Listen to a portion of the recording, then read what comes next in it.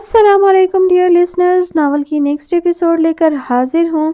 امید ہے آپ سب نے ناول کی فرسٹ ایپیسوڈ کو انجوائے کیا ہوگا، کافی انٹرسٹنگ تھی۔ ہوپس ہو کہ باقی ناول جو ہے وہ بھی ایسے ہی دلچسپ سا ہو۔ بڑھتے ہیں کہانی کی جانب، جس کا نام ہے میرا نام ہے محبت۔ مصنفہ ہیں فرحت نشاط مصطفیٰ۔ قسط نمبر 2۔ سنا ہے کل ہماری خانم کو خان جی نے لفٹ دی ہے۔ سونیا کو دانی سے پتہ چل چکا تھا۔ کس نے کی ہے تم سے یہ بکواس؟ مہر نے پوچھا۔ اس لسوڑے سبوخ آفریدی سے اتنی کم روی کی امید نہیں تھی مجھے۔ او ہو، سبوخ نے کچھ نہیں بتایا، دانی نے بتایا تھا، سونیا نے کہا۔ دانی؟ یہ کون ہے اور وہ تمہیں کس خوشی میں اپ ڈیٹ کر رہا ہے؟ گل مہر نے اسے گھورتے ہوئے پوچھا۔ دانی سبوخ کا دوست ہے اور ایسے ہی ہیلو ہائی تو ہو ہی جاتی ہے ایک کلاس میں رہتے ہوئے۔ اب ہر کوئی تمہاری طرح 1.5 اینٹ کی مسجد نہیں بنا کے رکھ سکتا نا، سونیا نے طنز کیا۔ میری طرف سے جہنم میں جاؤ، تمہاری ہیلو ہائی سے میں واقف ہوں، گل مہر تڑک کر بولی تھی۔ او ہو، کیا ہو گیا ہے تم دونوں کو؟ بجائے اسے پوچھنے کہ سونیا تم اس سے لڑ رہی ہو تو بتاؤ گل مہر، کل ایسا کیا ہوا کہ تمہیں لفٹ کی ضرورت پڑ گئی؟ کومل نے سیز فائر کروایا۔ بس میری گاڑی خراب ہو گئی اور اس نے لفٹ دے دی، مورے کی وجہ سے مجھے بھی بیٹھنا پڑا تھا۔ گل مہر نے 2 جملوں میں مکمل قصہ نپٹایا۔ پھر؟ سونیا نے اشتیاق سے پوچھا۔ پھر کچھ زیادہ نہیں، میں نے اس کی گاڑی کے 2 ٹائر بیکار کر دیے تھے، گل مہر نے ہاتھ جھاڑے۔ بیڑا غرق جائے گل مہر تمہارا، ایک تو اس بیچارے نے تم سے بھلائی کی اور تم نے کیا کیا اس کے ساتھ؟ حد ہے ویسے، کومل نے افسوس کیا۔ آئندہ لفٹ دینے سے پہلے 100 دفعہ سوچے گا تمہارا خان، گل مہر نے مزہ لیا۔ کومل اور سونیا افسوس سے سر ہلا کر رہ گئی تھی۔ گل مہر کبھی نہیں سدھر سکتی، اتنا تو طے ہے۔ گل مہر کتاب پر جھک چکی تھی۔ دوبارہ، ویسے بھی کچھ دنوں میں ایگزام سٹارٹ ہونے والے تھے، سو سب سارے بکھیڑے چھوڑ کر صرف پڑھائی پر دھیان دے رہے تھے۔ پیپرز کا ہنگامہ شروع ہوتے ہی گویا یونیورسٹی میں جیسے بھونچال آ گیا تھا۔ سب پڑھائی میں غوطہ زن تھے۔ کبھی نہ پڑھنے والے جنہوں نے کبھی کتاب کھول کر نہیں دیکھی تھی، اب نوٹس کے چکروں میں گھوم رہے تھے۔ دانی کو بھی کتابوں میں سر دینا یاد آ گیا تھا۔ سبوخ تو ہمیشہ لائق سٹوڈنٹ رہا تھا، مگر اس بار وہ صحیح معنوں میں اپنی جان لگا رہا تھا۔ آخر کو اس کی ناک کا معاملہ تھا۔ مقابلہ تھا گل مہر کے ساتھ، ٹکر والا۔ محبت اپنی جگہ، اتنے عرصے میں سبوخ کو یہ اندازہ تو ہو گیا تھا کہ وہ پڑھائی میں اسے کافی ٹف ٹائم دینے والی ہے، سو اب وہ ساری شرارتیں بھلائے صرف پڑھائی کر رہا تھا، اور گل مہر اس کی تیاری مکمل تھی۔ پوری یونیورسٹی میں شاید وہ واحد تھی جو اتنے پرسکون طریقے سے پیپر دے رہی تھی۔ اس کا یہ سکون کومل اور سونیا کو ہضم نہیں ہو رہا تھا۔ کومل، گل مہر اتنے سکون میں کیوں ہے؟ اسے پیپر کی کوئی ٹینشن کیوں نہیں ہے؟ پیپر کا مطلب یہ تو نہیں بندہ اپنا بی پی بڑھا لے؟ ویسے بھی میری تیاری مکمل ہے، اسی دن کے لیے کہتی تھی پڑھ لو، اب اینڈ ٹائم پر بوتھیاں سجائی ہوئی ہیں سب نے، مہر نے لتاڑتے ہوئے کہا۔ ہاں بھائی، جینیس 1، کچھ بھی کہہ سکتی ہو۔ ویسے سبوخ آفریدی بھی بڑا مگن ہے پڑھائی میں، اب پتہ چلے گا، کومل نے جیسے کوئی بہت بڑی اطلاع دی۔ اچھی بات ہے، یہ تو کسی بہانے صحیح یہ لڑکے پڑھیں گے تو صحیح، ورنہ مستیوں میں ہی لگے رہتے ہیں، گل مہر نے یوں کہا جیسے رتی برابر پرواہ نہ ہو، مگر در حقیقت اس کے کان کھڑے ہو چکے تھے، یعنی اس کی پوزیشن خطرے میں تھی، تھوڑا ایکسٹرا ورک کرنا پڑے گا۔ او ہو، بڑا خیال ہے پڑھائی کا لوگوں کی، اف کہیں یہ سپنا تو نہیں؟ سونیا آنکھیں بند کرتے ہوئے مزے سے بولی۔ الو ہو تم، ہر بات کا الٹا مطلب نکالتی ہو۔ میرا کون سا اس کے ساتھ 36 کا آنکڑا ہے؟ کلاس فیلو ہے وہ ہمارا، اور میں نے یہ سب لڑکوں کے بارے میں کہا تھا، گل مہر برا مناتے ہوئے بولی۔ کیا آفت لڑکی تھی سونیا۔ چلو کسی بہانے سے ہی تم نے سائیڈ تو لی بیچاروں کی، ورنہ تو ہر وقت بیچاروں کی محبت کا انکاؤنٹر کرتی رہتی تھی، کومل نے شکر ادا کرتے ہوئے کہا۔ پیپرز کے باعث گل مہر کی سرگرمیاں معطل تھیں، یہاں پڑھائی کے لیے آتے ہیں تو صرف پڑھائی ہی ہونی چاہیے، دوسری کوئی چیز نہیں۔ گل مہر کے اپنے ہی اصول تھے۔ کیوں بھائی، یہ یونیورسٹی آپ کی جاگیر ہے، جہاں آپ کے اصول چلیں؟ دانی کی زبان پھسل گئی تھی، جواباً گل مہر نے اسے قہر بھری نظروں سے گھورتے ہوئے کہا تھا، اگر میری جاگیر نہیں تو آپ کی بھی نہیں ہے۔ یونیورسٹی میں پڑھتے ہیں تو اس کے تقدس کا خیال رکھنا بھی ہمارا فرض ہے، نالائقوں ضروری نہیں کہ کسی کے نام پر لگے گی تو ہی یہ ہوگا۔ دانی سر پر ہاتھ پھیر کر رہ گیا، غلط موقع پر اس کی زبان پھسلی تھی۔ وہ تو سونیا سے نوٹس مانگنے آیا تھا۔ تجھے کس نے کہا تھا بھیڑوں کے چھتے میں ہاتھ ڈالنے کو؟ ٹھنڈ پڑ گئی؟ مامون نے جھاڑا۔ بس یار، ویسے یہ سبوخ آفریدی کا ستارہ گردش میں آیا ہے جو اس نے اس پتھر دل کو دل دیا ہے۔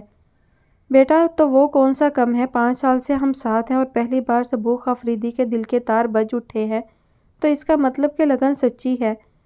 اللہ کرے، دانی نے سرد آہ بھرتے ہوئے کہا۔ اسے تو کوئی آثار نہیں لگ رہے تھے سبوخ کی کامیابی کے۔ ادھر پیپرز ختم ہوئے اور ادھر سب کٹی ہوئی پتنگ کی طرح بکھر گئے۔ گل مہر نے گھر میں رہنے کی ہی ٹھانی تھی تو سونیا اور کومل جو آپس میں کزنز بھی تھیں اسلام آباد شادی میں پہنچ گئی تھی۔ دانی اور مامون گاؤں پہنچ گئے تھے تو سبوخ کو بھی وادی یاد آ گئی تھی۔ کافی عرصہ ہو گیا تھا اسے وادی گئے ہوئے اور اب تو شمریز خان بھی اپنا MBBS مکمل کر کے وادی لوٹ چکا تھا اور ان دنوں اسپتال بنانے کی تیاریوں میں لگا ہوا تھا۔ وادی کو ایک مکمل سہولیت سے مزین ہسپتال کی اشد ضرورت تھی۔ یہ ہسپتال بن جانے سے سب کو بہت سہولت ہو جائے گی شمریز، اور پھر سیاسی لحاظ سے بھی ہمیں بہت فائدہ ہوگا، ہماری ووٹنگ ڈیولپ ہوگی۔ سبوخ ایک ماہر سیاستدان کی طرح جمع تفریق کر رہا تھا۔ سب کو نہیں سبوخ، صرف اس حصے کے لوگوں کو۔ اس پار والے آنا بھی چاہیں تو نہیں آ سکتے، شمریز خان نے سنجیدگی سے کہا۔ وادی کے بیچ میں ایک جھیل بہتی تھی جو وادی کو 2 حصوں میں تقسیم کرتی تھی۔ شمریز خان کا اشارہ اس حصے کی طرف تھا جہاں پرویز خان کا سکہ چلتا تھا اور ازلی دشمنی کے چکر میں وادی 2 حصوں میں تقسیم تھی۔ مگر کیوں بھائی، جب وادی ایک ہے تو پھر یہ تفریق کیوں؟ اس طرح سے تو وہ لوگ ہمیشہ محروم رہیں گے۔ ہمیں بات کرنی چاہیے وہاں والوں سے، سبوخ نے کہا۔ نظریں جھیل کے اس پار جا رہی تھیں۔ کتنا فرق تھا دونوں حصوں میں۔ سبوخ، تم ہمیشہ یہاں سے دور رہے ہو، تمہیں نہیں معلوم یہ لوگ بہت ضدی ہیں، صرف اپنے فائدے کو پیش نظر رکھنے والے۔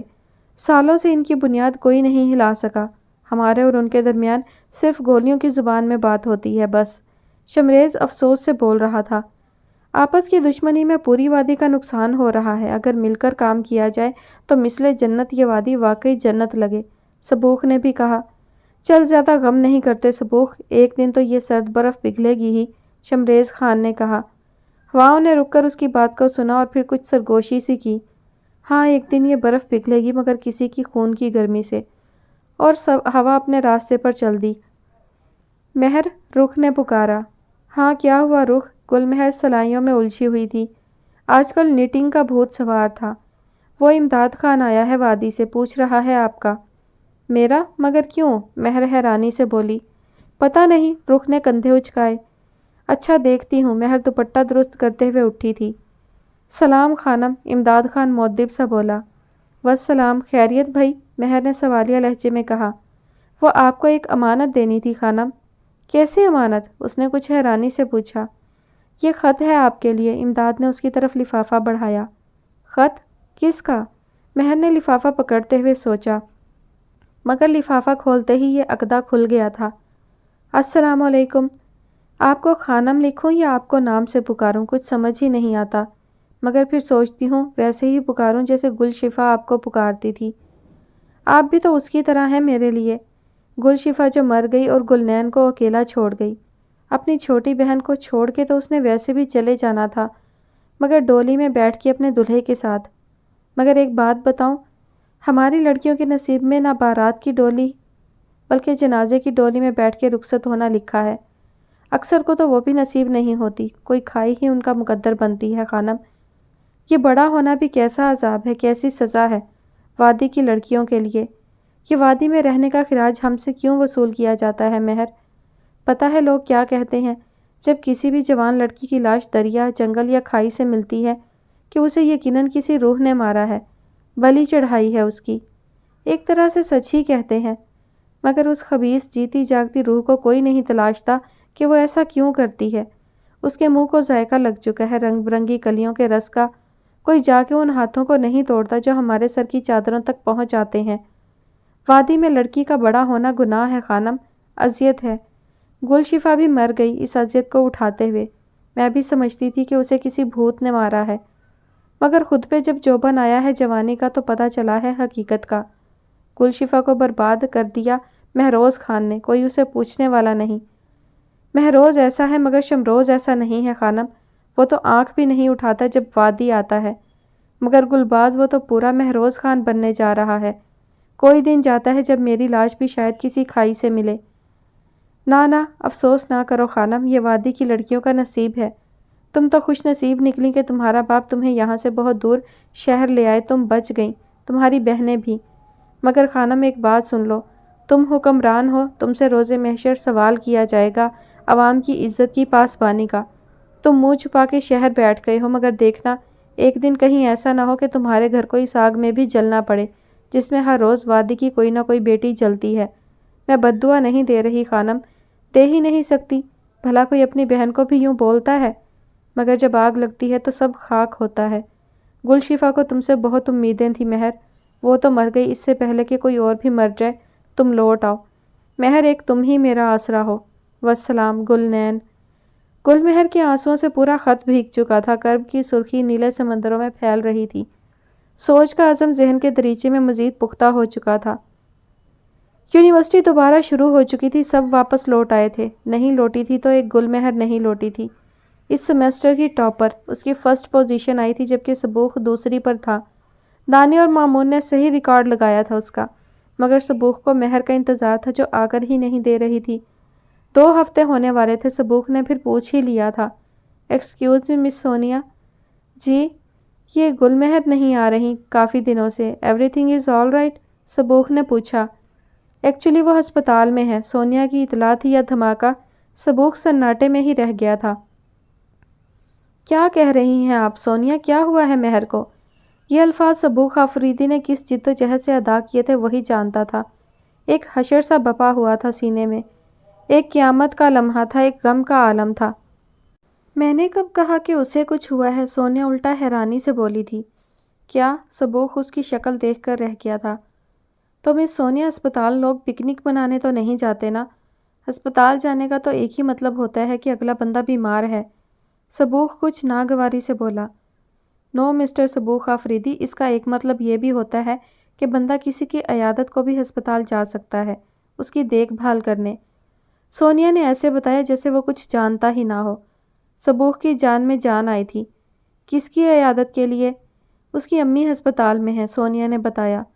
سبوخ کو وہ شفیق سی خاتون یاد آئی تھیں، کیسے اس کے لیے انہوں نے مہر کو ڈانٹا تھا۔ اوہ سو سیڈ، کیا ہوا انہیں؟ کچھ طبیعت خراب ہے ان کی، ایڈمٹ ہیں وہ، تو مہر ان کے ساتھ ہی اسپتال میں ہوتی ہے، اس لیے یونیورسٹی نہیں آ رہی۔ سونیا کچھ سنجیدگی سے بولی تھی۔ اب وہ کیا بتاتی کہ وہ ہسپتال میں کیوں ہے؟ اگر کچھ مسئلہ نہ ہو تو کیا آپ ہسپتال کا نام بتا سکتی ہیں مجھے؟ ہاں کیوں نہیں، آخر کو ہم کلاس فیلو ہیں، سونیا کچھ شریر ہو کر بولی تھی۔ یعنی اس کا اندازہ درست تھا، کچھ تو تھا سبوخ کے دل میں مہر کے لیے۔ او مورے، بس کر دیں پلیز، ہفتہ ہونے والا ہے اور آپ کا رونا ہی ختم نہیں ہو رہا۔ مہر تنگ آ گئی تھی اس رونے دھونے سے۔ تم کیا جانو میری تکلیف مہر، ایک ماں کا درد کیا جانو، اپنا بچہ کھویا ہے میں نے، پلوشہ ہچکی لیتے ہوئے بولی تھی۔ وہ بچہ جو اس دنیا میں آیا ہی نہیں، اس کے لیے یا پھر اس لیے کہ وہ لڑکا تھا؟ مورے، یہ اللہ کا فیصلہ تھا۔ مہر نے ان کے شانے پر ہاتھ رکھا۔ تم لوگوں کی باری میں کبھی ایسا نہیں ہوا۔ کیا تھا کہ اگر یہ میرا بیٹا اس دنیا میں آ جاتا، میں بھی ایک بیٹے کی ماں بن جاتی۔ پلوشہ کا سارا مسئلہ ہی یہ تھا۔ مورے، ہم نصیب سے نہیں لڑ سکتے، جو ہمارے نصیب میں نہیں ہے تو ہمیں کیسے ملے گا؟ صبر کریں، ہم بھی تو ہیں آپ کی اولاد، کیا ہمارے لیے آپ خود کو نہیں سنبھال سکتی؟ ہمیں آپ کی ضرورت ہے مورے، مہر نے انہیں گلے لگاتے ہوئے کہا۔ اتنے سالوں بعد مہر، مجھے لگا تھا کہ میں بھی خاندان میں سر اٹھا سکوں گی، کچھ اپنا مان بڑھا سکوں گی۔ پلوشہ کی بات پر مہر ایک سانس لے کر رہ گئی تھی۔ یہ رسم و رواج انسان کی جان ہی لے لیتے ہیں مورے، لڑکے کی ماں ہونا کوئی بڑی بات نہیں ہوتی، اور ہم ہیں نا آپ کا فخر اور غرور، کبھی آپ کا سر نہیں جھکنے دیا، اور اگر کبھی ایسا موقع آیا تو گل مہر وعدہ کرتی ہے کہ وہ بیٹوں سے بڑھ کر آپ کا مان رکھے گی۔ یہ وعدہ ہے، گل مہر نے کہا۔ یہ بالکل ٹھیک کہہ رہی ہے پلوشہ، اللہ کی رضا میں راضی ہو جاؤ، امیرم خان اندر آتے ہوئے بولے تھے، اور گل مہر کے الفاظ اس کا بہت جلد امتحان لینے والے تھے۔ کیا میں اندر آ سکتا ہوں؟ سبوخ نے پوچھا تھا۔ پلوشہ حیرانی سے اسے دیکھنے لگی تھی۔ مہر کچھ دیر پہلے ہی گھر گئی تھی باپ کے ساتھ، ابھی ان کے ساتھ گل رخ تھی۔ بیٹا تم وہی ہو نا جس نے اس دن ہمیں لفٹ دی تھی؟ پلوشہ نے تصدیق چاہی تھی۔ جی آنٹی، کیسی طبیعت ہے آپ کی؟ سبوخ انہیں بکے دیتے ہوئے بولا تھا۔ ٹھیک ہوں، تمہیں کس نے بتایا؟ کیا مہر نے؟ نہیں آنٹی، اسے پلوشا بھی بہت اچھی لگتی تھی، بالکل نرم مہربان سی، اس لیے وہ ان کی طبیعت کا سن کر رہ نہیں پایا تھا۔ کتنے اچھے ہیں نا سبوخ لالا، گل رخ نے اس کے جانے کے بعد پلوشا سے کہا تھا۔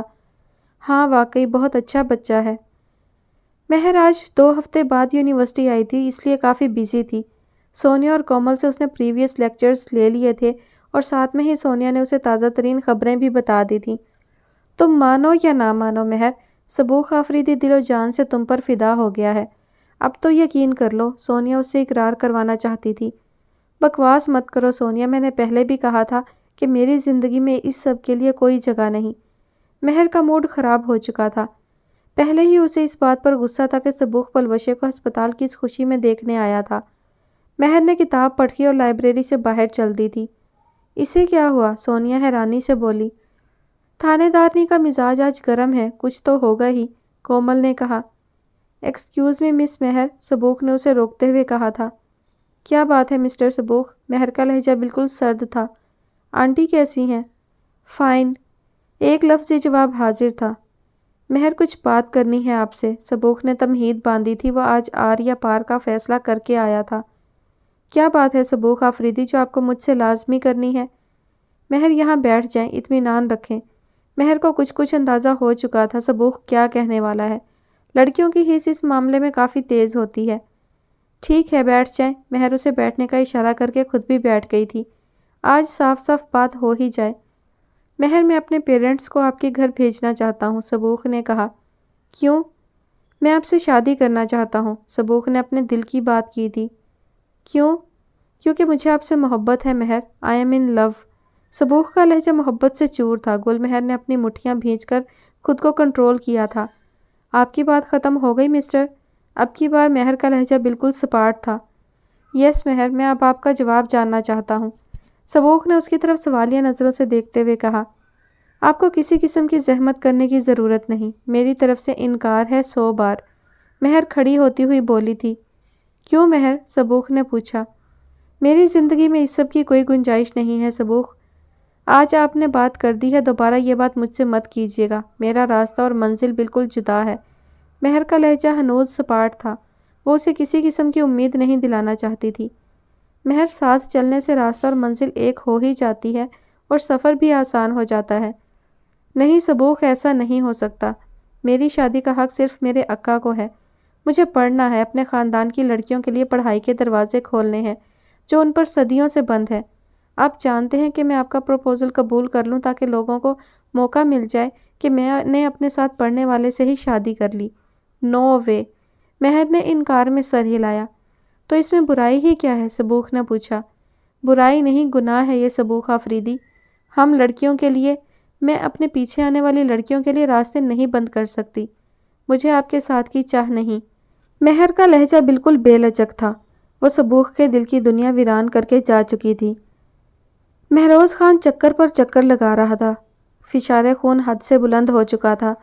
بابا جان، یہ ہمارا علاقہ ہے، صدیوں سے ہمارا راج ہے یہاں، اور یہ آفریدی قبیلے والے یہاں ہسپتال اور سکول بنا کے ہمارا راج ختم کرنا چاہتے ہیں۔ بہت مہنگا پڑے گا انہیں، ان کی نسلیں برباد کر دوں گا میں۔ آرام سے، ٹھنڈے دماغ سے سوچو مہروز، اوپر سے امیرم خان کا بھی فون آ گیا ہے، وہ آنے کا کہہ رہا ہے، سنبھالو اپنے آپ کو۔ پرویز خان نے تنبیہ کی۔ یہ چاچا اتنے سالوں بعد کیوں؟ مہروز کے ماتھے پر شکن پڑ گئی تھی۔ اس کی گھر والی کی وجہ سے کچھ ہوا پانی بدلنا چاہ رہا ہے۔ میں پھر کہتا ہوں مہروز، کوئی حماقت نہیں ہونی چاہیے، پرویز خان نے ہدایت کی۔ وہ تھانے دارنی بھی ہوگی ساتھ؟ مہروز نے پوچھا، اشارہ مہر کی طرف تھا۔ ہاں پوری فیملی، پرویز خان نے کہا۔ اس بار وہ میرے ہاتھوں سے نہیں بچے گی اگر کوئی بکواس کی اس نے، مہروز نے قہر بھرے لہجے میں کہا۔ ہلکے ہو جاؤ مہروز خان، کبھی شیر کا شکار کیا ہے تم نے؟ نہیں تو اس بار میں تمہیں سکھاتا ہوں کہ شیرنی کا شکار کیسے ہوتا ہے، پرویز خان نے پراسرار لہجے میں کہا۔ محبت کے دعوے داروں کی پہلی ترجیح عزت ہوتی ہے، اپنے محبوب کی عزت۔ کیا میں آپ سے توقع رکھوں کہ میری عزت اور میرے وقار کی بالادستی کے لیے آج کے بعد آپ کبھی میری راہ میں نہیں آئیں گے؟ میرے راستے پہلے ہی بہت کٹھن ہیں، اپنے بڑھتے قدموں کو روک کر اسے تھوڑا آسان کر دیں، پلٹ جائیں میری طرف آنے والے ہر راستے سے۔ سبوخ آفریدی کے کانوں میں مہر کی آواز گونج رہی تھی، وہ لڑکی نہ اس کے جذبوں کی پذیرائی کر کے گئی تھی نہ ہی تحقیر، بس وہ اس کے جذبوں پہ بند باندھ گئی تھی، اسے ایک سنسان بیابان کھنڈر بنا گئی تھی جہاں اس کی بے لوث خاموش محبت بیان کرتی تھی۔ ایک بار اس خاموش محبت کو الفاظ کا پہناوا پہنا کر دیکھ لیا تھا، بدلے میں کیا ملا تھا؟ اسے اپنی محبت کا مان رکھنا تھا۔ بچپن سے لے کر آج تک جس چیز کو دل سے چاہا اسے ملی تھی، جسے اس نے آنکھ اٹھا کر دیکھا، جو نظر میں سمائی اسے حاصل ہوئی تھی، مگر محبت چیز نہیں، رحمت آسمانی ہے، نصیبوں کا عروج ہے۔ گل مہر، تمہاری عزت کا پاس نہ ہوتا تو قسم ہے بلندیوں کے رب کی، تم تک پہنچنے کے لیے ہر پل صراط عبور کر لیتا، مگر محبت کے مقابلے میں عزت ہمیشہ معیار رہا ہے۔ بات عزت پر آ جائے تو ہر شے پھر بے معنی ہے۔ تمہیں پانا اگر اختیار میں نہیں تو کیا ہوا؟ تمہارا مان رکھنا تو میرے اختیار میں ہے نا۔ صبوح کی سنہرے سمندر سی آنکھوں میں ہجر کی سرخی کا جزیرہ پھیل رہا تھا، بالکل شام کے ملگجے اندھیروں کی طرح۔ محبت کے قرینوں میں پہلا قرینہ ادب ہے، عزت ہے، اور اگر آپ یہی نہ سیکھ سکیں تو پھر کم از کم آپ کو محبت کا دعویٰ نہیں کرنا چاہیے۔ صبوح آفریدی ان راستوں میں تھا جن کی منزل عشق ہوتی ہے۔ کتنے ماہ بیت گئے اس دن کے بعد سے جب بھی مہر سے سامنا ہوا، صبوح نے کبھی نظر بھر کے اسے دیکھا ہی نہیں۔ وہ مہر کی محبت کے محور میں ہی مقید ہو کر رہ گیا تھا۔ وہ مستیاں، شرارتیں سب اب خواب کی طرح لگتی تھیں۔ کبھی کبھی دانی اور مامون کے اصرار پر وہ ان کے ساتھ شامل ہوتا تھا۔ اب وہ سنجیدگی سے اپنی ڈگری مکمل کرنا چاہتا تھا۔ سیکنڈ سیمیسٹر کے ایگزامز شروع ہونے والے تھے، سو مہر زیادہ تر لائبریری میں ہی پائی جاتی تھی، ساتھ میں سونیا اور کومل کو بھی گھسیٹ لیتی تھی۔ کیا مصیبت ہے یار، ان کتابوں سے مغز ماری کرنا ضروری ہے کیا؟ اب تو ایک کلک پر ہی من چاہا مواد مل جاتا ہے، ضروری ہے اس جھنجٹ میں پڑنا؟ سونیا اکتا کر بولی تھی۔ اٹھو اور دفع ہو جاؤ پھر یہاں سے، مہر نے اسے گھورتے ہوئے کہا۔ ہاں، کمی نہیں ہے اسٹوڈنٹس کی، بھری پڑی ہے لائبریری۔ اوہو، صبوح صاحب بھی یہاں پائے جاتے ہیں۔ مہر، تمہارے پیچھے بچہ کہاں پہنچ گیا؟ کومل نے لقمہ دیا۔ سٹاپ اٹ، ایسا کچھ نہیں ہے، مہر نے ایک نظر صبوح پر ڈالتے ہوئے کہا۔ نیوی بلو شرٹ اور بلیک جینز کے ساتھ اپنے سنہری مائل بھورے بال ماتھے پر بکھیرے وہ ان حماق سے قلم چلا رہا تھا۔ لاسٹ سیمیسٹر میں تو تم بازی لے گئی تھی مہر، مگر اس بار صبوح کی سنجیدگی بتا رہی ہے کہ وہ میدان مارنے والا ہے۔ سونیا کی نظریں اب تک صبوح پر ہی ٹکی تھیں۔ تو مار لے میدان، میں نے کون سا جا کے اسے پھانسی لگانی ہے؟ پھانسی تو تم لگا ہی چکی ہو اسے آلریڈی انکار کر کے، سونیا نے طنز کیا۔ کیا مطلب؟ کومل نے حیرانی سے پوچھا۔ صبوح نے اسے پرپوز کیا تھا، محترمہ نے ریفیوز کر دیا۔ سونیا کو نہ جانے کب سے پتا تھا۔ کس نے کہا تم سے یہ؟ مہر بھڑک کر بولی تھی۔ ہمارے بھی اپنے سورس ہیں، پتہ چل ہی جاتا ہے، عشق اور مشق چھپائے نہیں چھپتے محترمہ۔ لک سونیا، یہ قصہ اب ختم ہو چکا ہے، دوبارہ ڈسکس مت کرنا، مہر دو ٹوک انداز میں بولی تھی۔ بہت ہو گیا تھا ڈرامہ، وہ کب سے اس ڈرامے کا ڈراپ سین کر چکی تھی، کہانی ختم ہو چکی تھی شروع ہونے سے پہلے۔ مگر کیا واقعی کہانی ختم ہو چکی تھی؟ مہر، تمہیں اکا جان بلا رہے ہیں، گل رخ نے کافی بناتی مہر سے کہا۔ بس یہ کافی ریڈی ہو گئی ہے تو جاتی ہوں، مہر نے کافی کپ میں ڈالتے ہوئے کہا۔ اکا آپ نے بلایا؟ مہر نے انہیں کافی دیتے ہوئے کہا۔ ہماری بیٹی تو عید کا چاند ہو گئی ہے، ملتی ہی نہیں آج کل۔ بس اکا ایگزامز کی وجہ سے بیزی تھی۔ ہو گئے ایگزامز کمپلیٹ؟ جی ہو گئے۔ گل مہر، اکا نے پکارا۔ جی اکا، مہر الرٹ ہوئی۔ یہ اکا کا خاص انداز تھا اسے پکارنے کا جب بھی کوئی نصیحت کرنی ہوتی تھی یا تنبیہ۔ اس ویک ہم لوگ وادی جا رہے ہیں مہر، کوشش کرنا تمہاری ماں کو کوئی شکایت نہ ہو۔ پر کیوں اکا؟ آپ نے تو کہا تھا جب تک میری ڈگری مکمل نہیں ہو جاتی تب تک ہم نہیں جائیں گے۔ ہاں کہا تھا، مگر ابھی حالات کی روشنی میں ہمیں چلنا ہی ہوگا، تمہاری ماں بھی یہی چاہتی ہے۔ اکا کے دماغ میں کیا چل رہا تھا فی الحال گل مہر اس کی گرد بھی نہیں پا سکی تھی۔ چپ چاپ اپنی تیاری کی تھی جانے کی۔ گل رخ اور باقی سب بہت خوش تھے۔ پتہ ہے مہر، اکا کہہ رہے تھے مورے کو کہ وہ تایا کو اس بار صاف انکار کر دیں گے مہروز خان کے رشتے کے لیے، مگر شمروز خان کے لیے سوچیں گے، وہ کافی مختلف ہے سب میں۔ گل رخ نے کچھ شرماتے ہوئے بتایا۔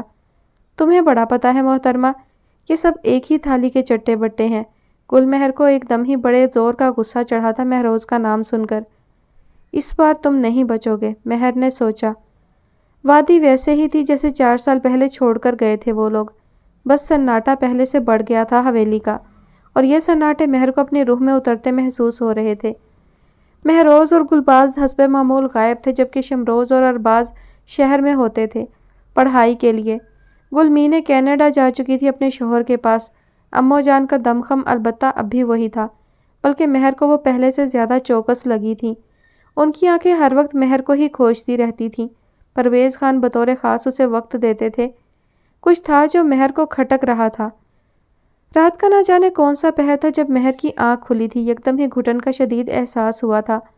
حالانکہ موسم کافی خوشگوار تھا، مہر کمرے سے باہر نکل آئی تھی۔ دبے پاؤں چلتے چلتے وہ پچھلی طرف آ گئی تھی۔ اس طرف پرویز خان کا کمرہ خاص تھا، یعنی میٹنگ روم۔ اوہو مہروز، وہ کوئی ہرنی نہیں ہے اس وادی کی جس کو تم ایک ہی تیر سے گھائل کر لو۔ وہ شیرنی ہے، شیرنی امیرم کی شیرنی۔ وہ اور امیرم ایک دوسرے کی جان ہے، اور شیرنی کا شکار جوش سے نہیں ہوش سے کرتے ہیں۔ شکارن کو شکار کرنا اتنا بھی آسان نہیں۔ وہ آواز بلا شبہ پرویز خان کی تھی۔ اوہ بابا جان، آپ نے خوامخواہ اس لڑکی کو ہوا بنا رکھا ہے۔ جو بھی ہے وہ بھلے سے ہے تو ایک لڑکی ہی، بس ایک موقع کی مار۔ مہروز خان کی جھنجھلائی ہوئی آواز تھی۔ اسے عام لڑکی سمجھنے کی غلطی مت کرنا مہروز۔ اب میری بات سنو، کل تم امیرم کو اس کی زمینوں کی طرف لے کے جاؤ۔ سنا ہے کل ہمارے دشمن بھی وہاں کا رخ کریں گے۔ کام سارا تمہارے آدمی کریں گے، اور نام کس کا آئے گا یہ تم جانتے ہو۔ بس احتیاط لازم ہے۔ ان کا پلان مکمل تھا، اس کی تو آپ فکر نہ کریں، مہروز خان نے وحشت بھرے انداز میں کہا۔ باہر کھڑا وجود پسینے میں شرابور ہو چکا تھا۔ یہ کیسے لوگ تھے؟ ایسے ہوتے ہیں اپنے؟ Sabookh Afridi, what a pleasant surprise! یہ ہماری آنکھیں کیا دیکھ رہی ہیں؟ اس سال میں دوسرا چکر! کمال کر دیا یار، شمریز خان نے اسے گلے لگاتے ہوئے کہا۔ واپس چلا جاؤں اگر نہیں برداشت ہو رہا؟ ارے یار، تم کب سے اینگری برڈ بن گئے ہو؟ سو روڈ! سبوخ آفریدی، سب ٹھیک ہے نا؟ شمریز کو حیرت سی ہوئی تھی۔ اس کا لاڈلا ہنستا کھیلتا بھائی شرارتیں کرتا سبوخ کیسے سنجیدہ مزاج ہو گیا تھا۔ وہ تو کہتا تھا میں موسم تھوڑی نہ ہوں جو بدل جاؤں، تو اب یہ کیا ہوا تھا؟ اوئے بیٹا، کہیں دل تو نہیں لگا بیٹھے؟ لگا نہیں، دے بیٹھا ہوں، سبوخ نے اعتراف کر لیا تھا بھائی جیسے دوست کے سامنے۔ کون ہے وہ؟ ہے نہیں، تھی۔ مطلب اب کہاں گئی؟ وہ وہیں ہے جہاں تھی، بس اپنی طرف آنے والے سارے راستے اس نے بند کر دیے، مجھے بے دخل کر دیا۔ سبوخ نے درخت کی پشت سے ٹیک لگا لی تھی۔ اور تم ہو گئی اتنی آسانی سے بے دخل؟ کیسے خان ہو تم؟ شمریز کو جھٹکا لگا تھا۔ میں ایسا ہی ہوں شمریز، محبت سے پہلے عزت ہوتی ہے، اور مجھ پر لازم ہے جس سے محبت کروں اسے عزت دوں۔ سبوخ کا اپنا ہی اصول تھا۔ تو پھر یہ اداسی کیوں؟ جب اسے چھوڑ ہی چکے ہو تو اس کا دھیان کیوں نہیں چھوڑ دیتے؟ میں نے نہیں، اس نے مجھے اپنائے بنا چھوڑ دیا، اور اسے چھوڑ دیا ہے بس ذرا یاد کر لیتا ہوں۔ کچھ تو وقت لگے گا نا۔ سبوخ کے وجود کے پور پور سے محبت کی امر بیل لپٹ چکی تھی۔ چل گھر چلتے ہیں، مورے انتظار کر رہی ہوں گی۔ اچھا ہوا جو تم آ گئی، اسی ہفتے ہسپتال کا بھی افتتاح ہے، وہ بھی تم کرو گے، شمریز نے اس کے شانے پر ہاتھ رکھتے ہوئے کہا۔ اور یہ کتنا اچھا ہوا تھا، یہ تو تقدیر ہی جانتی تھی، اور تقدیر لکھنے والا اس جہاں کا رب۔ صبح کا ملگجہ سا سویرا پھیل رہا تھا ماتمی رنگوں کے ساتھ، اعتبار کے خون کے ساتھ۔ اسی ملگجے سویرے کے تعاقب میں پتھروں اور اینٹوں سے بنی ہوئی اس پرشکوہ عمارت میں داخل ہوں تو دائیں جانب بنے کمروں میں سے ایک میں گل مہر موجود تھی۔ قد آدم آئینے میں اس کا عکس اس ملگجے سویرے میں اور دھندلا لگ رہا تھا۔ گل مہر بالکل ساکت سی تھی، مگر اس کا ذہن بہت تیزی سے سوچ رہا تھا۔ رشتوں کے ٹوٹنے پر جتنا ماتم کرنا تھا، ان کی صفاکی پر جتنا کڑھنا تھا، وہ کڑھ چکی تھی۔ اب اسے اپنا خاندان، اپنا گھر بچانا تھا۔ وہ یوں ہار نہیں مان سکتی تھی۔ وہ گل مہر تھی، محبت کے ذخائر تھے اس کے اندر۔ اس کے پور پور سے محبت بہتی تھی، اپنے گھر کے لیے، اپنے لوگوں کے لیے۔ اور اکا جان میں اس کی جان تھی، اس کا آئیڈیل تھے وہ۔ کیسے وہ جانتے بوجھتے انہیں تباہ ہوتے دیکھ سکتی تھی؟ اس نے ایک بار وعدہ کیا تھا ان سے کہ وہ کبھی بھی انہیں بیٹے کی کمی محسوس نہیں ہونے دے گی۔ وہ گل مہر تھی، وہ اپنا خاندان نہیں توڑ سکتی تھی۔ اس خاندان کی بقا اور سلامتی، اس کے امن کے لیے اس نے سبوخ خان آفریدی کی محبت ٹھکرائی تھی، اس کے جذبوں پہ سرد مہری کی اوس گرائی تھی۔ تو اب کیسے وہ چپ چاپ بربادی کا تماشا دیکھتی؟ مہر محبت تھی، اور اس محبت کے لیے، اس کی بقا کے لیے وہ کچھ بھی کر سکتی تھی۔ فی الحال اسے اکا کو اطلاع کرنی تھی۔ اپنے الجھے ہوئے اخروٹی بالوں کو سلجھا کے مہر نے چادر سے خود کو ڈھک لیا تھا۔ دھیرے سے دروازہ کھولا، کوریڈور دور دور تک خالی دکھ رہا تھا۔ مہر مضبوط قدموں سے چلتی باہر آ گئی تھی۔ حویلی کے باہر بائیں جانب ایک ٹیلا سا تھا، سرسبز رنگ برنگے پھولوں سے مرصع۔ اپنی چہل قدمی کا شوق اکا وہیں پورا کر رہے تھے۔ صبح بخیر اکا۔ ارے مہر، اتنی صبح صبح کیوں بھائی؟ خیریت تو ہے نا سب؟ کاش کہ سب خیریت ہوتی اکا، یقین نہیں آتا کہ خون اور عزت کے پیاسے ہمارے اپنے ہی ہیں۔ مہر کے لہجے میں دکھ تھا۔ مہر، ہوا کیا ہے؟ اکا نے مہر کا چہرہ کھوجا اور مہر نے انہیں پرویز خان اور مہروز خان کی ساری پلاننگ بتا دی تھی۔ اکا کے چہرے پر زلزلے کے آثار تھے۔ ان کا سگا بھائی اس حد تک جا سکتا تھا ان سے رشتہ جوڑے رکھنے کے لیے، اس کا خالص پن برقرار رکھنے کے لیے ہی تو وہ آج تک وادی کے معاملات سے دور رہے تھے۔ مگر کیا فائدہ ہوا تھا؟ سب راکھ کا ڈھیر ہو گیا تھا۔ رشتے، مان، اعتبار، بھروسہ۔ مہر، گھر جاؤ، تم نے مجھے بتا دیا، اب آگے میں خود سنبھال لوں گا، اکا نے اسے تسلی دی تھی۔ شور اکا، مہر نے یقین چاہا۔ تمہارا باپ اتنا بھی کمزور نہیں مہر، یہ تم دیکھ ہی لوگی۔ اکا کی نظریں نمودار ہوتے سورج پر تھیں، جس کی زردی میں آج سرخی نمایاں تھی۔ گل رخ، کہاں جا رہی ہو؟ اور عائشہ اور فاطمہ کہاں ہیں؟ مہر نے ایک ہی سانس میں 2 سوال پوچھے تھے۔ ریلیکس مہر، میں مورے کے لیے چائے بنانے جا رہی تھی اور عائشہ فاطمہ شمروز خان کے ساتھ بیزی ہیں۔ گل رخ کے چہرے پر ہلکی ہلکی سرخی تھی۔ سنو رخ، زیادہ ادھر ادھر ہونے کی ضرورت نہیں، اور میں عائشہ فاطمہ کو لے جانے جا رہی ہوں، مہر نے تنبیہ کی۔ گل رخ کندھے اچکا کر رہ گئی تھی۔ مہر جس قیامت سے گزر رہی تھی اس نے کسی کو خبر بھی لگنے نہیں دی تھی۔ عائشہ، فاطمہ، یہاں آؤ، دونوں مورے بلا رہی ہیں۔ مہر نے دونوں کو کڑے تیوروں سے گھورا تھا۔ دونوں جڑواں تھیں اور مہر نے انہیں صحیح روب میں رکھا ہوا تھا۔ السلام علیکم، اگر میں غلطی پہ نہیں تو آپ گل مہر ہیں؟ شمروز خان نے اسے مخاطب کیا۔ نرم نرم سی مسکان اس کے چہرے پر پھیلی ہوئی تھی۔ گل مہر نے اشارے سے جواب دیا تھا۔ میں ہی ہوں گل مہر، کیا مسئلہ ہے؟ ضروری ہے کہ آپ کو مسئلے میں ہی یاد کیا جائے؟ مہر، ہمارا بچپن گزر گیا ہے، وہ دن گئے جب مجھے تمہاری مدد کی ضرورت ہوتی تھی۔ شمروز خان نے اسے بچپن یاد دلایا تھا۔ مہروز خان کے مقابلے کے لیے دونوں میں پکا اتحاد ہوتا تھا، اور اب شمروز خان مدد لینے کی بجائے آپ لوگوں کو بے بس کرتے ہیں، ان کی بے بسی کا فائدہ اٹھاتے ہیں۔ مہر کے انداز میں تلخی تھی۔ کیسی باتیں کر رہی ہیں آپ مہر؟ آپ مجھے انڈر ایسٹیمیٹ کر رہی ہیں۔ میں مہروز لالا کی طرح نہیں ہوں۔ شمروز خان کے چہرے پر دکھ کا سایہ سا پھیلا تھا۔ ہیں تو اسی کے بھائی نا۔ یہ میرے اختیار میں تو نہیں ہے نا مہر؟ ہاں، میری اچھائی اور برائی میرے اختیار میں ہے۔ مہر خانم، میں نے ہمیشہ اکا کو آئیڈیل مانا ہے، ان جیسا بننا چاہتا ہوں۔ اچھا کیا جو انہوں نے اس وادی کے فرسودہ رسم و رواج کو چھوڑ کر شہر چلے گئے۔ غلط کیا شمروز خان، بہت غلط کیا اکا نے۔ وہ حکمرانوں میں سے تھے، انہیں یہ رسم و رواج بدلنے چاہیے تھے، اپنے لوگوں کے لیے کام کرنا چاہیے تھا، یوں اس طرح نہیں جانا چاہیے تھا، اور تم بھی غلط کر رہے ہو۔ شمروز خان، اپنے لوگوں کے درمیان تم نہیں بنو گے تو اور کون بنے گا؟ مہر نے جیسے آئینہ اس کے سامنے رکھا تھا۔ پتہ ہے مہر، اکا نے یہ سب کیوں کیا؟ تم لوگوں کے لیے۔ 4 بیٹیاں تھیں ان کی، شروع سے انہوں نے دیکھے تھے یہاں کے رسم و رواج، کس طرح جرم مرد کرتے تھے اور تاوان عورتوں کو بھرنا پڑتا تھا۔ مہر، اکا سب کے لیے تو کچھ نہ کر سکے، مگر اپنی بیٹیوں کو تو بچا سکتے تھے ان آدم خور رسومات سے۔ شمروز خان کے لہجے میں صدیوں کی تھکن تھی۔ اور باقی بیٹیوں کا کیا؟ انہیں مہروز خان کے لیے چھوڑ دیا؟ مہر دکھ سے بولی تھی۔ مہر، لیسن ٹو می، سب اچھا ہوگا، مجرم کو سزا ضرور ملے گی۔ شمروز خان کا لہجہ بہت مبہم سا تھا۔ مہر نے چونک کر اسے دیکھا۔ کیا وہ واقف تھا ہونے والی سازش سے؟ کیا شمروز خان واقعی سب سے مختلف تھا؟ اس کا فیصلہ اس ڈھلتی شام نے اور نکلتی رات نے کرنا تھا۔ تم لوگ تیار ہونا، کوشش کرنا کام بغیر کسی خون خرابے کے ہو، دھیمے لہجے میں ہدایت کی گئی تھی۔ ہم تیار ہیں اور ایسا ہی ہوگا جیسا آپ نے کہا ہے، تسلی آمیز جواب دیا گیا تھا۔ اوکے، اب ہم نکل رہے ہیں۔ اوکے سر، بیسٹ آف لک۔ وادی کا پورا اسرار سناٹا کچھ اور بڑھا تھا جسے گاڑیوں کا شور بھی نہ روک سکا تھا۔ تیار ہو مہروز خان، آج تمہاری قابلیت کا امتحان ہے۔ آج کامیاب ہوئے تو صدیوں کی بادشاہت ہمیں ملے گی، پرویز خان نے اسے دیکھتے ہوئے کہا تھا۔ بالکل بابا جان، ایسا ہی ہوگا، اور میرا تحفہ گل مہر کی صورت میں آپ کو یاد ہے نا؟ مہروز خان نے یاد دہانی کرائی تھی۔ ہم انسان بھی کتنے عجیب ہوتے ہیں، خواہش یہ جانے بغیر کرتے ہیں کہ 100 سال بھی جینا ہے، پھر بھی مرنا ہے، صدیوں بھی حکمرانی کریں تب بھی زوال مقدر ہے، کیونکہ بے شک انسان خسارے میں ہے۔ گل مہر پھٹی پھٹی آنکھوں سے باپ کی صورت دیکھ کر رہ گئی تھی۔ کیا کہہ رہے تھے اس کے پیارے اکا؟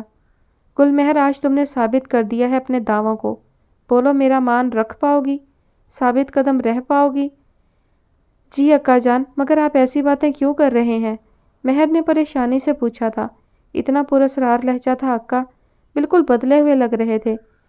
گل مہر ہاں کرو یا نہ؟ اکا نے دو ٹوک لہجے میں پوچھا تھا۔ جی اکا، مہر جان گئی تھی اکا کچھ نہیں بتائیں گے ابھی۔ تو ٹھیک ہے گل مہر، تیار ہو جاؤ، کچھ دیر میں تمہارا نکاح ہے، اکا نے کہا تھا۔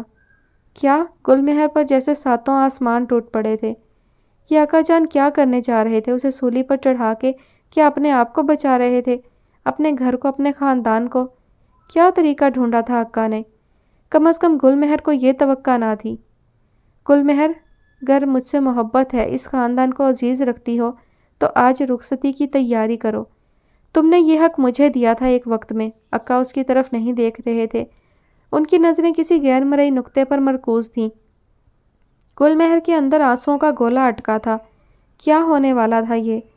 جو بھی تھا، مگر اتنا تو طے تھا وہ انکار نہیں کرنا چاہتی تھی۔ ایسا نہیں تھا کہ وہ کر نہیں سکتی تھی، وہ انکار کر سکتی تھی، مگر پھر اس کے دعوے، اپنے خاندان سے محبت کے دعوے، اکا جان سے محبت کے دعوے، انجان جو بھی ہونا تھا، گل مہر نے یہ کڑوا گھونٹ پینا ہی تھا۔ پر اکا یوں اچانک؟ کوئی سوال مت کرو گل مہر، بس انکار کرو یا اقرار، تفصیل کا وقت نہیں۔ اکا کا انداز یوں تھا جیسے وہ اسے جانتے ہی نہ ہو۔ مجھے منظور ہے اکا، آپ کی محبت کے صدقے میں سب کر سکتی ہوں۔ یہ تو بس ایک نکاح ہے، آپ کا مان اگر میرے ساتھ ہے تو میں آگ کو بھی گلزار سمجھ کے گزارا کر سکتی ہوں۔ مہر کا ایک ایک لفظ محبت سے بھرا تھا، وہ محبت جو ایک بیٹی اپنے باپ سے کرتی ہے، بے تحاشا بے پناہ کرتی ہے۔ گل مہر سولی چڑھنے کو تیار تھی۔ بنت امیرم خان، آپ کو بن شہباز آفریدی کے نکاح میں بعوض 10 لاکھ مہر دیا جاتا ہے، آپ کو قبول ہے؟ مولوی صاحب گل مہر کا اقرار مانگ رہے تھے، جو کسی سنگی مجسمے کی مانند بڑے سے گھونگھٹ کی آڑ میں بیٹھی تھی۔ نہ اس کا رنگ روپ دکھ رہا تھا اور نہ ہی اس کے تاثرات کا پتہ چل رہا تھا۔ گل مہر کے اندر باہر ایک سناٹا سا تھا، وہ خاموش رہنا چاہتی تھی۔ مولوی صاحب نے ایک بار پھر اپنی بات دہرائی تھی۔ اکا جان نے ہولے سے اپنا ہاتھ گل مہر کے شانے پر رکھا تھا۔ اس ہاتھ کے لمس میں کیا تھا کہ گل مہر کے ساکت وجود میں جنبش سی ہوئی تھی۔ اس نے اقرار میں سر ہلاتے ہوئے 2 لفظ 3 بار ادا کر کے اپنی زندگی کا فیصلہ کر دیا تھا، قبول ہے۔ گل مہر کے بعد گل رخ کا نکاح تھا شمروز خان کے ساتھ۔ گل مہر کے لیے یہ گھڑی قیامت کی گھڑی تھی۔ جن سے ماں باپ اتنا پیار کرتے ہیں، انہیں پل بھر میں کیوں خود سے اتنا دور کر دیتے ہیں کہ ہم چاہ کے بھی ان کے فیصلے سے انکار نہیں کر پاتے۔ دل تڑپتا ہے، جذبات مچلتے ہیں، جسم سے جان نکلتی ہے، مگر یہ جدائی سہنی پڑتی ہے۔ یہ محبت کی کون سی کڑی تھی، کون سی آزمائش تھی؟ ہم بیٹیاں جن کی پرورش نازک کلیوں کی مانند کی جاتی ہے، ان پر پہاڑ سے وزنی فیصلوں کا بوجھ نہ جانے کیوں لاد دیا جاتا ہے۔ گل مہر کو باپ سے جنون کی حد تک پیار نہ ہوتا تو وہ کبھی یہ کام نہ کرتی۔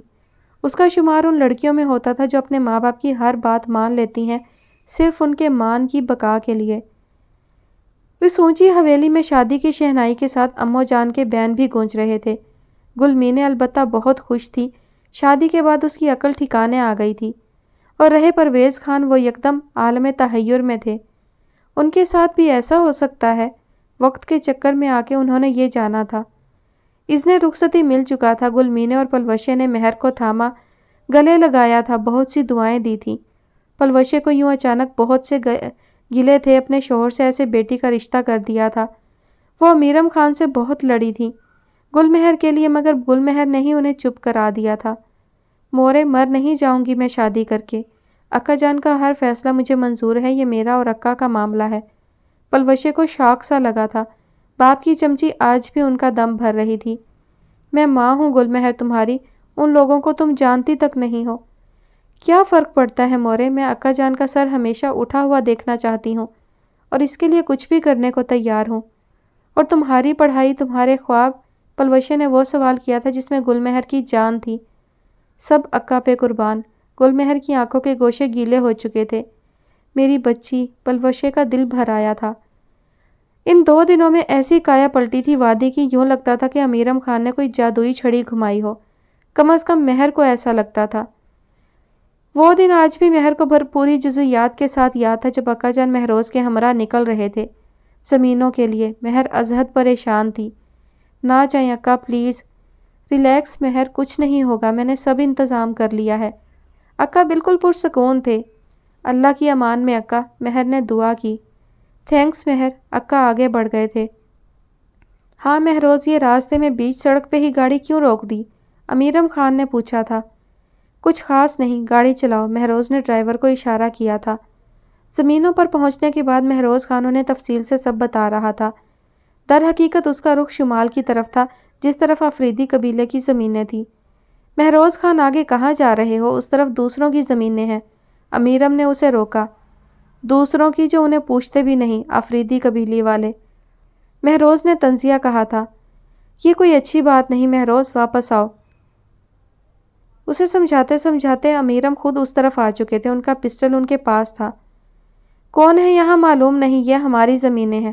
تبھی ان کے عقب سے آواز آئی تھی۔ دونوں نے پلٹ کے دیکھا تھا، شمریز آفریدی اپنے ملازم کے ساتھ وہاں کھڑا تھا۔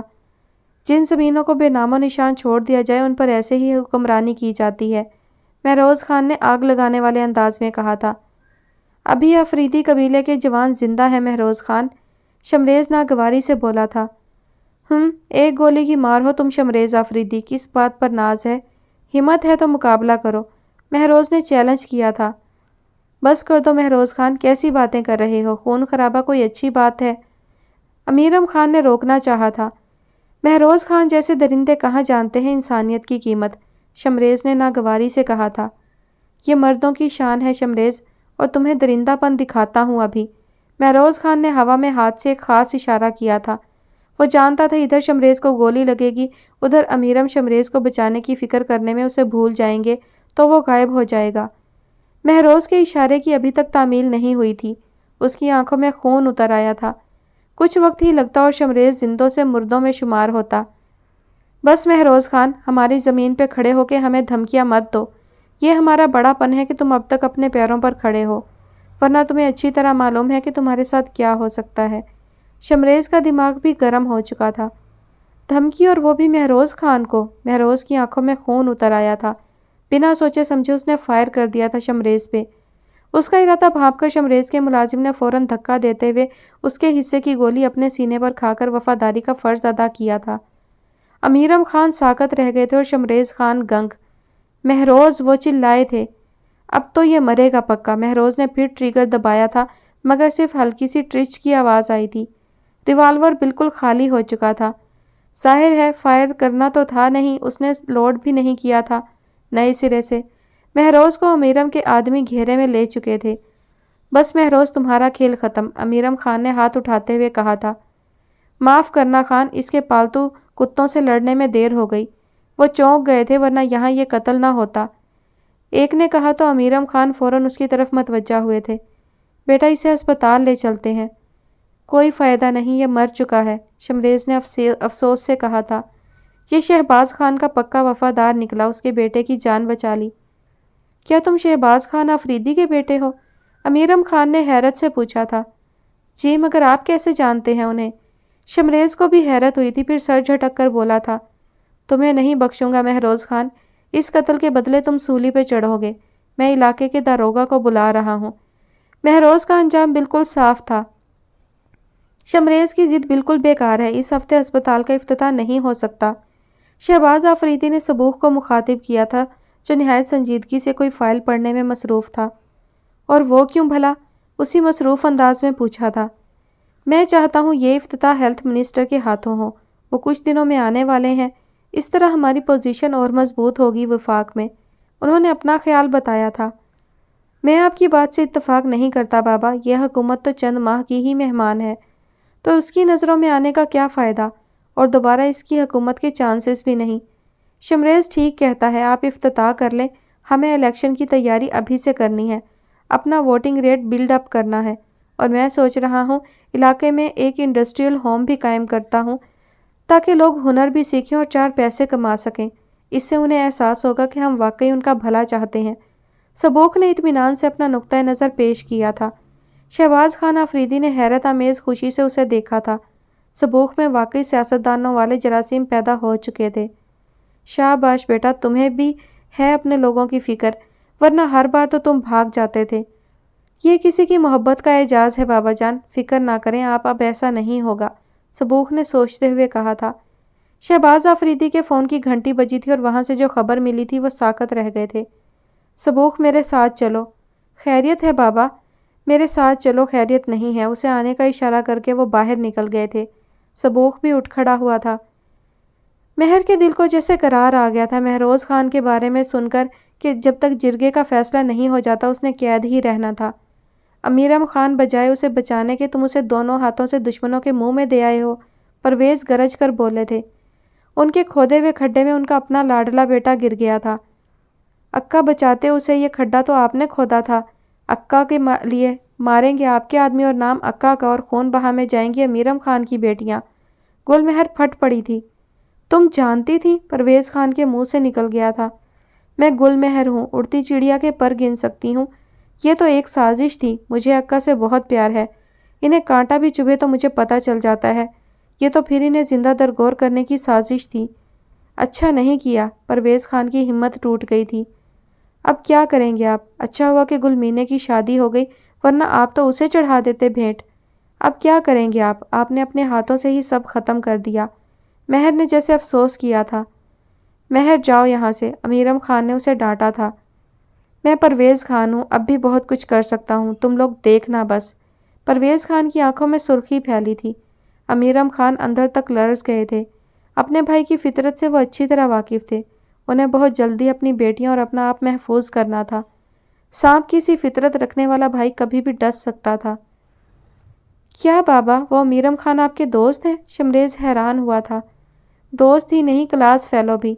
ऑक्सफोर्ड में वो मेरा क्लास फेलो भी था। शहबाज अफरीदी जैसे बेटे की हैरत से महजूज हुए थे। वाह, सबूह को भी सुनकर जैसे मज़ा आया था। आज उनके मुलाजिम समंदर खान का सोयम था। अमीरम खान भी पुरसा देने आए थे और वहीं उनका सबसे तारुफ हुआ था। और इस दोस्ती को रिश्तेदारी में बदलना चाहता हूँ, शहबाज ने कहा था। मतलब? सबूख ने उलझ कर पूछा था। मैं चाहता हूँ सबूख का रिश्ता अमीरम खान की बेटी से कर दिया जाए। सबूख की समाअतों पर बम गिरा था। क्या? नहीं बाबा, मैं ऐसा नहीं कर सकता। सबूख, तुम अपने बाप से बात कर रहे हो। शहबाज को गुस्सा आ गया था उसकी मनमानी पर। सॉरी बाबा, मगर मैं ये काम नहीं कर सकता। सबूख तो मोहब्बत की डोर में बंधा था। तो ये तुम्हारा आखिरी फैसला है सबूख? जी बाबा, मुझे समझने की कोशिश करें, मैं ये सब नहीं कर सकता। मैं आपके लिए इलेक्शन में खड़ा हो सकता हूँ, मगर शादी नहीं कर सकता। सबूख का फैसला अटल था, और उसका यह अंदाज तो शहबाज आफरीदी भी अच्छी तरह जानते थे कि वो एक बार डट जाए तो फिर किसी की नहीं सुनता। ठीक है, मतलब तो अमीरम से रिश्तेदारी में है। सो शमरेज़, मैं तुम्हारा रिश्ता अमीरम की बेटी के लिए भेज रहा हूँ। भेज दूँ? जी, शमरेज़ आफरीदी ने कहा था। शहबाज आफरीदी की बात सुनकर शमरेज़ आफरीदी के मुंह से जी निकला था। सबूख ने चौंक कर सर उठाया। ये जी कम से कम ताबेदारी वाला तो ना था। सबूख शमरेज़ का अंदाज जानता था। जी जी, शमरेज़ ने शहबाज आफरीदी को देखते हुए हैरानगी से कहा। ये सबूख के नाम की बला आप शहबाज आफरीदी उसके सर डालना चाहते थे? हाँ, तुम क्यों, तुम्हें भी कोई मसला है इसकी तरह? शहबाज का इशारा सबूख की तरफ था जो सर झटक कर सामने रखी फाइल की तरफ मतवज्जा हो चुका था। नहीं बाबा, मगर, शमरेज़ ने कहना चाहा। क्या अगर मगर लगा रखी है? शमरेज़, शाम तक का वक्त है, मुझे बता देना शाम को, और जवाब हाँ में ही होना चाहिए। शहबाज आफरीदी जानते थे शमरेज़ से बात कैसे मनवानी है, सो उसे वार्न करके जा चुके थे। शमरेज़ दोनों हाथों से सर थाम कर रह गया था। सबूख और बाबा की लड़ाई में हमेशा वो पिसता था, इस बार तो बुरा ही फंसा था। सबूख, अल्लाह के वास्ते उस लड़की से शादी कर ले, शमरेज़ ने बेनियाज बने सबूख से कहा था। देख भाई, मैं अपना मामला साफ कर चुका हूँ, तुमने नहीं करनी तो ना करो, कह दो साफ। सबूख ने जैसे मिट्टी झाड़ने वाले अंदाज में कहा था। हाँ हाँ, और फंसेगा कौन? गलती मेरी है, हमेशा बाबा और तुम्हारे चक्कर में मुझे पिसना पड़ता है। जैसे मुझे कह के गए हैं कि जवाब हाँ में होना चाहिए, वैसे तुम्हें भी तो कह सकते थे, मगर नहीं। खाना ख़राब तो बस शमरेज़ आफरीदी की किस्मत में है। क्या हो गया है यार, क्यों इतने टची हो रहे हो? नहीं कर सकते तो मना कर दो। सबूख भी झंझला गया था। तुम तो ऐसे कह रहे हो जैसे बाबा को जानते नहीं हो। उन्होंने ठान लिया है कि वो अपने दोस्त की बेटी से शादी करवाएंगे, तो इसका मतलब करवाएंगे। مان جا بھائی، کر لے شادی، شمریز منت پر اتر آیا تھا۔ میرا تو چلو سمجھ میں آتا ہے، پر تمہارا کیا مسئلہ ہے؟ تم کیوں نہیں کرنا چاہتے شادی؟ سبوخ نے سب سے اہم سوال پوچھا۔ شادی کرنا چاہتا ہوں، مگر بابا کے دوست کی بیٹی سے نہیں بلکہ زرسانگا سے، شمریز نے اصل وجہ بتائی۔ گویا شمریز آفریدی بھی اسیر محبت نکلے۔ سبوخ نے سوچا، تو مسئلہ کیا ہے؟ بابا کو صاف صاف بتا دو کہ تم ان کے دوست کی بیٹی سے نہیں بلکہ ان کے بھائی کی بیٹی سے شادی کرنا چاہتے ہو۔ زرسانگا ان کے چچا کی بیٹی تھی۔ صحیح جا رہے ہو سبوخ آفریدی، مہروز خان کی گولی سے تو میں نہیں مرا، لیکن لگتا ہے بابا کی گولی سے تم مجھے مرواؤ گے۔ سبوخ، تم نے بھی تو محبت کی ہے نا، پھر تم اتنے سنگ دل کیوں ہو رہے ہو؟ میں سنگ دل نہیں ہو رہا، میں اپنی محبت نبھا رہا ہوں۔ کون سی محبت؟ جو بیچ راہ میں چھوڑ گئی تمہیں، بے وفائی کر گئی؟ شمریز کا طنز کسی تیر کی طرح لگا تھا سبوخ کو۔ بیچ راہ میں؟ وہ تو کبھی میرے ساتھ چلی ہی نہیں شمریز آفریدی، اور بے وفائی کی بات کرتے ہو تم۔ اس نے تو کبھی وفا کے دعوے کیے ہی نہیں۔ وہ ایسی نہیں ہے، سبوخ ایک عالم جذب میں بولا تھا۔ تو پھر تم کیوں اب تک اس کے دھیان میں ہو؟ اس سے محبت کرنا میرے وجود کا حصہ ہے شمریز، میں چاہ کے بھی اس سے محبت کرنا نہیں چھوڑ سکتا۔ سبوخ، کیا تم بھی یہی چاہو گے کہ جیسے تم نامراد رہے محبت میں، ویسے میں بھی نامراد رہوں؟ جیسے تم ہجر کے صحرا میں بھٹک رہے ہو، ویسے میں بھی وصل کی بارشوں کو ترستا رہوں؟ سبوخ آفریدی، جیسے تم محبت کرنا نہیں چھوڑ سکتے اس سے جو تمہاری 6 ماہ کی محبت ہے، تو کیا میں اپنی بچپن کی محبت چھوڑ دوں؟ بولو سبوخ۔ شمریز کی بات پر سبوخ تڑپ کر رہ گیا تھا۔ شمریز، میں اس معاملے میں بے بس ہوں، کچھ نہیں کر سکتا، اور بھائی کو موت کے منہ میں جاتا دیکھ سکتے ہو۔ یقین کرو سبوخ آفریدی، شمریز آفریدی مر جائے گا، تم جتنا سخت جان نہیں ہوں میں۔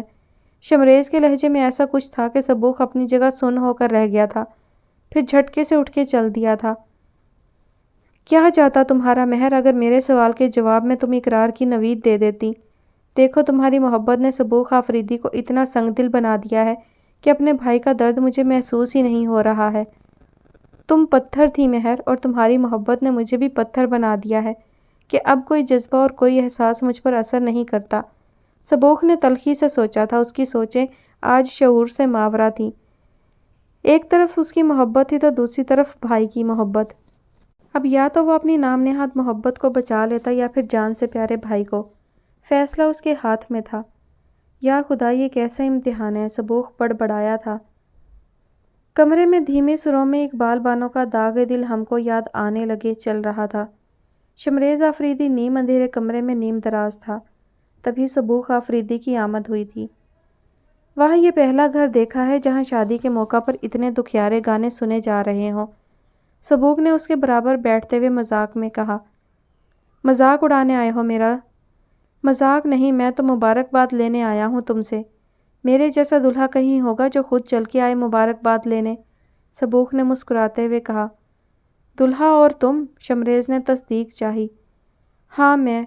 تم سے تمہاری محبت نہیں روٹھے گی شمریز آفریدی، یہ سبوخ آفریدی کا وعدہ ہے۔ میں تمہیں نامراد نہیں رہنے دوں گا، یہ میرا تم سے وعدہ ہے۔ شمریز نے اسے گلے سے لگا لیا تھا۔ اور اس لڑکی کو جو میری زندگی میں آنے والی ہے، کبھی اس سے محبت نہیں کر سکوں گا، نہ دے سکوں گا، یہ میرا خود سے وعدہ ہے۔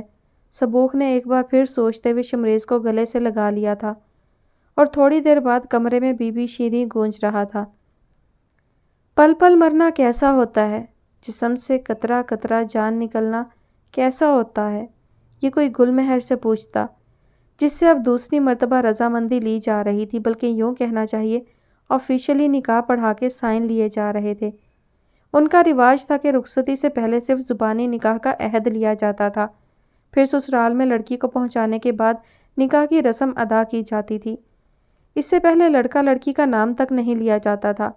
مولوی صاحب نے کچھ کہا بھی تھا، شاید اس کے شوہر کا نام لیا تھا۔ گل مہر کا دماغ ایک ہی نقطے پہ جم چکا تھا، اسے ارد گرد کا شور سمجھ نہیں آ رہا تھا۔ اپنی رضامندی دیتے ہوئے اس نے سائن کر دیے تھے۔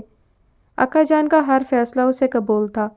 اور رہا سبوخ آفریدی، وہ لڑکی کے نام پہ چونکا بھی نہیں تھا، جانتا تھا کہ ایک نام کی کئی لڑکیاں ہو سکتی ہیں۔ اس نے بھی چپ چاپ سائن کر دیے تھے۔ نکاح کی رسم کے بعد مہر کو اس کے کمرے میں پہنچا دیا گیا تھا۔ گل مہر کسی سنگی مجسمے کی مانند بیڈ پر بیٹھی تھی۔ सब्ज और सिल्वर इम्तिजाज की फ्राक पहने, रोशन पेशानी पे चांदी की मानिंद चमकता टीका अपने अखरोटी बालों पर टिकाए, मेहंदी से सजे हाथ एक दूसरे में पेवस्त किए वो बैठी थी और बिलाशुबा निहायत खूबसूरत लग रही थी। नीली आंखें काजल से सजी हुई थीं। बंद दरवाज़ा हल्की सी आवाज़ से पहले खुला और फिर बंद हुआ था। आने वाला आ चुका था। महर ने अपना घूंघट लाशऊरी तौर पर और सरकाया था। मुकाबिल सामने आके बैठ चुका था। मैं नहीं जानता कि आपके बाबा किस वजह से आपकी शादी जल्दी करना चाहते थे, मगर अब ये शादी हो चुकी है। एक बात मैं क्लियर कर देता हूँ, मुझे आपसे, आपके वजूद में ना आज कोई इंटरेस्ट है ना होगा। मैं किसी और से मोहब्बत करता हूँ। सबूख ने अनजाने में अपनी ही मोहब्बत पे गोलाबारी की थी। महर ये शनासा सा लहजा सुनकर सुन ही हो गई थी। तो खुदा ने उसे सबूख आफरीदी के नसीब में यूं लिखा था। सबूख अपनी जगह से उठ खड़ा हुआ। और अगर मैं ये कहूँ कि मैं आपकी मोहब्बत से वाकिफ़ हूँ, उसे जानती हूँ, तो महर ने भी अपनी आवाज़ से सबूख पर कोई बम गिराया था। ये आवाज़, सबूख करंट खाकर पलटा था। ये आवाज़, ये अंदाज़, ये लहजा वो भूला तो नहीं था, इस मानूस अजनबी का पथरीला सा लहजा। मगर आज उस लहजे में अजनबियत के रंग नहीं थे। शायद ये उनके रिश्ते का असर था। कौन हो तुम? सबूख आफरीदी ने तस्दीक चाही थी। इतनी जल्दी भूल गए? अभी तो मोहब्बत के दावे कर रहे थे। सबूख का सर चकरा के रह गया था। ये क्या हुआ था उसके साथ? सबूख ने आगे बढ़ के उसका घूंघट उलट दिया था, पर क्या फ़ायदा? उसे कौन सा गुलमहर के चेहरे से वाकफियत थी? वो जब भी गुलमहर से मिला था वो हमेशा नकाब में होती थी। बस एक उसकी नीली समंदर जैसी आंखों से शनासाई थी, और अब उस अजनबी चेहरे पे ये शनासा सी आंखें मुकम्मल हार सिंगार से सजी थीं। खाना में गुलमहर आफरीदी हूँ। सबूख बेसाख्ता 2 कदम पीछे हुआ था। गुलमहर खानम, यूनी वाली, सबूख ने दोनों हाथों से उसके शानों को थामते हुए कहा था। महर ने सिर्फ सर हिलाने पर इक्तफा किया था। क्यों महर, अब क्यों? अब जब इस दिल की बस्ती वीरान हो चुकी है, यहाँ अब मेरी खामोश मोहब्बत के बैन गूंजते हैं। अब मुझे कोई अरमान नहीं जब तुम्हारे साथ का, तुम्हारी चाह की, तो अब तुम क्यों मेरी राह में मेरी हमसफ़र बनकर आ गई? सबूख को एकदम बहुत ज़ोर का गुस्सा आया था। ये कैसा मजाक किया था तकदीर ने उसके साथ? उसकी मोहब्बत उसके मुंह पे आकर उसका मजाक उड़ा रही थी। खाना, ये मेरे इख्तियार में तो ना था। हम बेटियां शादी से पहले माँ बाप की इज्जत के लिए उनकी मोहब्बत में किसी और को मुकद्दम नहीं रख सकती, और शादी के बाद सिर्फ शोहर को मुकद्दम समझती और जानती हैं। आज जो मैं आपके सामने हूँ, आपके पास हूँ, तो ये सब मेरे अक्का का फ़ैसला है। गुलमहर ने हमेशा की तरह आज भी अपने बाप के मान के लिए ये काम किया है। गुलमहर ने सर उठाकर जवाब दिया था। तो तुम जानती थी कि तुम्हारी शादी मुझसे हो रही है? कैसी बातें करते हो खाना? वादी के रस्म व रिवाज जानते हैं ना? यहाँ लड़का लड़की का नाम रुखसती से कबल नहीं लिया जाता, और रुखसती के बाद मुझे ध्यान ही ना था। क्या फ़र्क पड़ता है, चाहे वो कोई भी होता? गुलमहर साफ कोई से बोली थी। हाँ, तुम्हें क्या फ़र्क पड़ेगा? पत्थर चाहे पहाड़ों में रहे या दरिया किनारे, रहता तो पत्थर ही है ना। कौन सा उससे हरियाली फूट पड़ती है? सबूख ने तंज किया।